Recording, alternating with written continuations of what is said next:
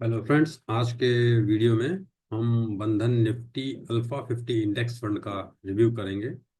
तो ये बंधन म्यूचुअल फंड हाउस जो है उसका फंड है। तो एएमसी की डिटेल्स आप देख सकते हैं।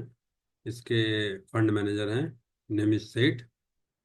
और इनका ये क्वालिफिकेशन है। बट ये इंडेक्स फंड है तो इसमें फंड मैनेजर का इतना ज़्यादा रोल नहीं होता, क्योंकि ये तो बेसिकली इंडेक्स को फॉलो करता है। तो ये एक निफ्टी अल्फा 50 इंडेक्स है, उसको फॉलो करता है। और वो हर 3 महीने पे इस इंडेक्स में स्टॉक्स को देखते हैं कि जो टॉप निफ्टी के 300 स्टॉक्स हैं उनमें से ऐसे कौन से 50 स्टॉक्स हैं जो कि सबसे अच्छा रिटर्न दे रहे हैं। और उन 50 स्टॉक्स को इस इंडेक्स में डालते हैं। और फिर हर 3 महीने बाद रिव्यू करते हैं। अगर वो उसमें से कोई स्टॉक ऐसा है जो बढ़िया नहीं कर रहा है तो उसको निकाल देते हैं, उसकी जगह नए स्टॉक्स ले आते हैं। तो ये एक तरह की मोमेंटम स्ट्रेटजी ये फॉलो करते हैं। तो उसी के बेस पे बंधन म्यूचुअल फंड हाउस ने ये फंड लॉन्च किया जो कि उस इंडेक्स को ट्रैक करता है। तो अगर आप देखेंगे अभी रिसेंटली, क्योंकि मार्केट डाउन है पिछले 5-6 महीने से, तो जो मोमेंटम फंड्स होते हैं उनका ये कैरेक्टरिस्टिक है कि जब मार्केट ऊपर जाता है तो बहुत तेजी से ऊपर जाते हैं, यानी कि बुल फेज में वो आउट परफॉर्म करेंगे सबको। लेकिन जब बियर फेज आता है, यानी कि जब मार्केट गिरता है, तो भी वो गिरने में भी आउट परफॉर्म करते हैं, गिरते भी उनसे ज्यादा तेजी से। तो ये हाईली वोलेटाइल होते हैं, मतलब या तो बहुत तेजी से ऊपर जाएंगे या तो फिर बहुत तेजी से नीचे आएंगे, दोनों ही केस में। तो अगर इसका 1 महीने का आप रिटर्न देखेंगे तो -7.48% है। 6 महीने का -9.84% है। और 1 साल का 17.30। इसने काफी अच्छा रिटर्न दिया, लेकिन अगर आप ग्राफ देखें तो सितंबर के आसपास इसने हाई बनाया था, उसके बाद से नीचे नीचे ही जाता जा रहा है। जबकि अगर जिस इंडेक्स को ये फॉलो करता है उसको देखें तो वो ऑलमोस्ट 20% के आसपास डाउन हो गया अपने ऑल टाइम हाई से। तो अगर आपने ऑलरेडी इसमें इन्वेस्ट कर रखा है या पिछले 5-6 महीने से इन्वेस्ट कर रहे हैं तब तो निगेटिव में होगा। इवन अगर 1 साल या उससे कम में कर रखा होगा तो आपको लगभग निगेटिव ही दिखा रहा होगा। तो ये बेस्ट टाइम है एक्चुअली इसमें ज़्यादा पैसा डालने का, क्योंकि अभी यहाँ से हो सकता है कि थोड़ा और नीचे जाए, लेकिन एक बार जैसे मार्केट थोड़ा सा सही होगा तो ये काफ़ी तेज़ी से ऊपर भी आएगा।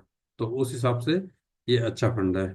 और 3 ईयर तो पूरा नहीं दिखा रहे, सिंस इंसेप्शन ही जब ये लॉन्च हुआ था नवंबर 2023 में, तब से इसने 31.35% का रिटर्न दिया है। एसआईपी में भी ऑलमोस्ट जो एसआईपी करेंगे वो भी लगभग जितना एसआईपी किया होगा उससे थोड़ा बहुत कम ही होगा, क्योंकि ये भी काफ़ी डाउन हुआ है पिछले 5-6 महीने। सितंबर से, जैसे मैंने ग्राफ में देखा है कि सितंबर के बाद से ये डाउन होना शुरू हुआ। अभी इसकी करंट एनएवी जो है 13.84 है। अभी लास्ट फ्राइडे को 0.88% ऊपर गया था। तो अभी ये सब आप इग्नोर कर सकते हैं, स्कोर कार्ड वगैरह। और अगर इसका देखें कि क्या बोल रहा है इस फंड साइज, ये अभी थोड़ा सा छोटा साइज है, 349 करोड़ का है। क्योंकि अभी ज़्यादातर लोग इस इंडेक्स के बारे में नहीं जानते हैं, और यह हाई वोलेटाइल है तो ये सबके लिए है भी नहीं। जिनको थोड़ा सा मार्केट की समझ है, जिनको समझ है कि ये तेजी से नीचे जाएगा और तेजी से ऊपर आएगा, वही इसमें लगाएं। क्योंकि अगर नए इन्वेस्टर लगाएंगे तो एक बार जब ये 20-30% नीचे जाएगा तो वो डर जाएंगे और उसमें से पैसा निकाल लेंगे। तो बेस्ट है कि जो समझदार इन्वेस्टर जिनको थोड़ा बहुत मार्केट का एक्सपीरियंस है वही इसमें पैसा लगाएं। अगर आप पी रेशियो भी देखेंगे तो हाइयर साइड पे 69 पॉइंट, शार्प रेशियो 0.58 है। और एक्सपेंस रेशियो तो ठीक है, 0.34%, काफ़ी कम है।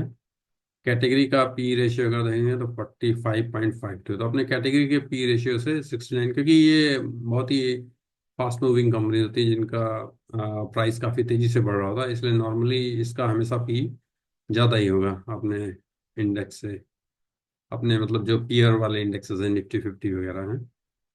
तो इसमें कोई एग्जिट लोड वगैरह नहीं, जीरो लॉक इन पीरियड है। एसआईपी भी अलाउड है, मिनिमम जो लमसम है वो 1,000 से कर सकते हैं। बेंच मार्क में दिया हुआ निफ्टी अल्फा 50 TRI। तो ये रहा। और ये पीयर कंपैरिजन है, लेकिन इसको करना बेकार ही है, क्योंकि ये हम निफ्टी 50 से निफ्टी 50 से इसका कोई कंपेरिजन नहीं, क्योंकि निफ्टी अल्फा 50 अपने आप में एक डिफरेंट टाइप का फंड है, जो कि क्वार्टरली रीबैलेंस होता है, और जो टॉप 300 कंपनीज हैं निफ्टी की, उनमें से बनाया जाता है। जबकि निफ्टी 50 तो टॉप 50 कंपनीज, वो भी मार्केट कैप के हिसाब से उसमें होता है। तो ये कंपेरिजन तो गड़बड़ है, मतलब कोई फायदा नहीं इस कंपेरिजन करने का। एलोकेशन 100% ही रहेगा इक्विटी में, क्योंकि ये इंडेक्स को फॉलो कर रहे हैं। और अगर इसका वो देखें जो होल्डिंग्स हैं, तो आप देखेंगे वो सारी कंपनियां जो अभी रिसेंटली काफ़ी चल चुकी हैं।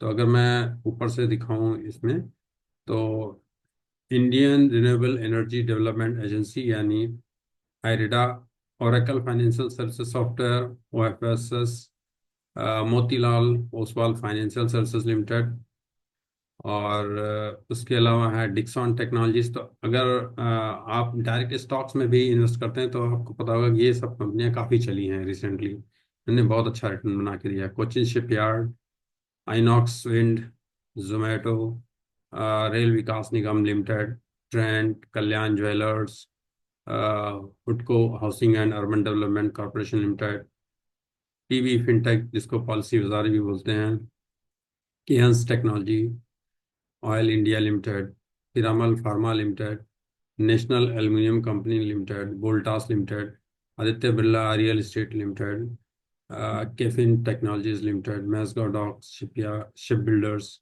Glenmark pharmaceuticals, Siemens limited, Himadri speciality chemical BSC limited, Bharat electronics limited, Bharat dynamics limited, Apar industries, Indian railway finance corporation limited, MCX, NBCC Lupin limited, Indus towers, Cummins India limited, HAL, Amararaja energy mobility, CDSL, solar industries, ABB, Torrent power, Zydus life sciences, prestige estate projects, KEI industries, Bajaj auto limited, Suzlon energy limited, Hindustan petro, Varun beverages, Phoenix mills limited, Colgate Palmolive.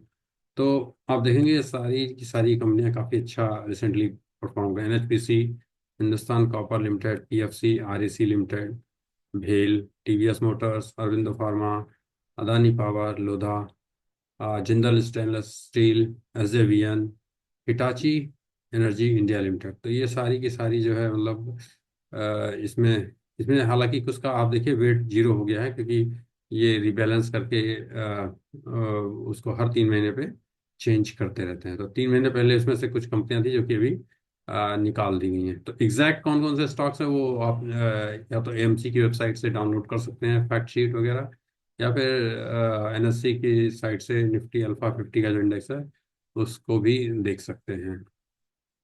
Opinion वगैरह इसका यहाँ पे कुछ नहीं दिया है। Tax implication तो आपको पता ही होगा कि लॉन्ग टर्म में 20% और शॉर्ट टर्म में 15%, जो भी इक्विटी का है।